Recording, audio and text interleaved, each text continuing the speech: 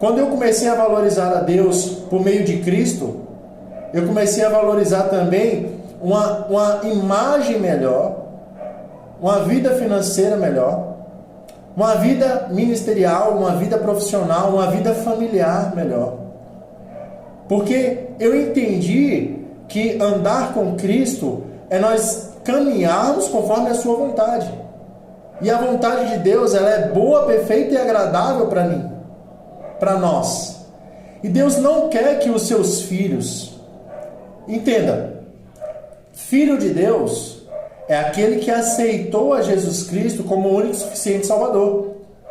Porque até então, antes de confessarmos a Jesus, antes de crer que Jesus veio à Terra para morrer e ressuscitar, para nos perdoar dos nossos pecados, para nos salvar e nos dar uma vida nele, de bênçãos, de paz, de prosperidade, mas principalmente uma vida de salvação. Porque nem todos serão prósperos aqui na terra, nem todos alcançarão a felicidade plena aqui na terra, nem todos terão família aqui na terra, mas o que nós precisamos ter e precisamos ser é salvos. Mas mesmo que nem todos alcancem a plenitude em todas as áreas, nós não podemos deixar de buscar o reino de Deus, a sua justiça, e quando isso acontecer, focarmos também e colocarmos energia nas demais coisas conforme Cristo nos direcionar. Entende? Então, não, a vida é assim mesmo, não existe isso. Você faz suas decisões, você faz suas escolhas. Lei da semeadura. Ainda que eu não alcance aquilo que eu almeje, ainda que eu não chegue à plenitude daquilo que eu espero, ainda que eu não alcance aquilo que está proposto, que eu propus no meu coração, ainda assim, a lei da semeadura é uma lei real e ela é imutável. Se eu plantar, eu vou colher. Ainda assim, eu vou plantar. Mas antes de plantar em qualquer direção, eu preciso plantar primeiro na minha salvação. Porque em Lucas, se eu não me engano, em Lucas 18, ou em Lucas 12, vai estar escrito uma parábola de um homem que trabalhou muito e juntou muita riqueza. E depois ele falou, olha, já sou muito satisfeito, sou muito rico, e agora eu vou descansar e vou aproveitar a vida. Mas aí a reflexão é que a morte aparece e fala, é que Deus fala para ele, essa noite, não é a morte, é Deus, fala, essa noite te pedirão a tua alma. E você, o que tem a oferecer? O que você tem de obras? Então, pensando nessa perspectiva de que a vida é muito curta e que Deus pode nos chamar para Ele em qualquer momento e que nós temos que ter alguma coisa a oferecer, nós não podemos viver somente pelo financeiro. Nós não podemos viver somente pelo familiar, somente pelo emocional. Nós temos que buscar o reino de Deus e a sua justiça em primeiro lugar. Quando nós fazemos isso, as outras coisas, o próprio Deus começa a nos direcionar. Vai cuidar da sua família, vai cuidar do seu financeiro, vai cuidar do seu ministerial, vai cuidar da sua saúde, vai cuidar do seu corpo, do seu físico, vai correr, vai se exercitar.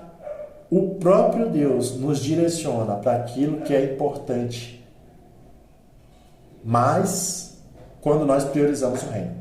Então, qual que é o meu papel aqui? Eu, consciente disso que eu aprendi com Cristo, sabendo dessas coisas, eu não posso deixar de derramar esse conhecimento para você. Eu não posso guardar isso para mim, porque Deus me tirou de uma condição mental, Deus me tirou de uma situação, de uma mente presa, travada, de uma situação ali limitada. Deus me tirou de uma escassez intelectual, me colocou em um outro patamar intelectual, e o reflexo disso vai refletir em todas as outras áreas. O conhecimento que Deus nos acrescenta vai refletir em todas as outras áreas. Então você pode estar em qualquer situação agora. Se você tiver conhecimento de Deus na sua vida, a sua mente muda e você muda o seu comportamento, você muda as suas atitudes, e aquele que planta uma semente diferente vai colher um fruto diferente. Se você estava vivendo, deixando a vida te levar, e agora você começa a ser proposital nas suas escolhas, você vai colher o resultado daquilo que você está plantando. Então, nós vamos focar a nossa vida em, primeiramente, o reino dos céus, que é a nossa salvação. Segundo lugar, a nossa família, nosso financeiro e o nosso espírito, e nosso físico. Nosso físico. O cuidado pessoal. Nós vamos direcionar nossa vida nessa direção. O reino em primeiro lugar, a família, o financeiro e o físico. Isso é a base. Porque se eu não estou saudável fisicamente, vai impactar financeiramente, que vai impactar na família, que vai me atrapalhar no principal, que é o reino dos céus. Se eu estou com o financeiro bom, mas eu não estou com a família, eu não estou bem financeiro, não estou bem familiar, eu brigo com todo mundo, não tenho ninguém próximo a mim, eu vou aproveitar com quem, eu vou compartilhar com quem. E se eu estou bem espiritualmente, automaticamente as outras coisas vão se encaixando, cada coisa no seu lugar. Porque a palavra de Deus, ela me corrige, ela me ensina, ela me exorta e ela me mostra o caminho. É por isso que está escrito: conhecereis a verdade, e a verdade vos libertará. Salmos 23, o Senhor, Ele é o meu pastor, e o pastor, Ele apacenta as ovelhas, mas eu tenho que ser ovelha. Enquanto eu não tenho Jesus como meu Salvador, eu sou criatura, ou seja, eu fui criado por um ser soberano. Mas quando eu aceito a Jesus Cristo e eu recebo o perdão de Deus, que foi aquilo que Jesus fez na cruz do Calvário, e eu passo a entregar e a viver a minha vida pautada na vontade de Deus por meio de Jesus Cristo, andando semelhante a Jesus, caminhando semelhante a Cristo, direcionando a minha vida, as minhas escolhas e as minhas decisões conforme agrada a Jesus, conforme Cristo me ensinou, por meio da sua vontade, da sua palavra, automaticamente as outras áreas são alcançadas. Porque essa é uma semente. Andar segundo os passos de Cristo é uma semente que vai gerar fruto em todas as direções, mas principalmente a minha salvação.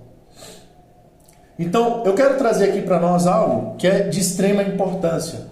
Confiar em Deus resulta em plenitude em todas as coisas. Mas ainda que nós não alcancemos a plenitude em todas as áreas, vai resultar em nossa salvação. Ou seja, confiar em Deus em todas as direções não é em vão. Vai gerar resultado de vida. E vida em abundância, e mais ainda, em vida eterna. O que eu quero trazer aqui, além de toda essa prioridade espiritual? O financeiro. É muito importante nós direcionarmos a nossa vida financeiramente com sabedoria. Porque se nós não formos pessoas que gerenciam bem os nossos recursos, nós sempre seremos pessoas escassas. E a escassez, ela não provém de um Deus pleno, mas a escassez está ligada às nossas limitações de entendimento. Porque quando eu conheço a verdade, eu sou liberto. Então nós precisamos estudar o nosso financeiro. O que é isso? Eu não posso colocar ou depositar todos os recursos que eu tenho em uma única cesta. Eu tenho que diversificar, eu tenho que investir. O que é investir? É plantar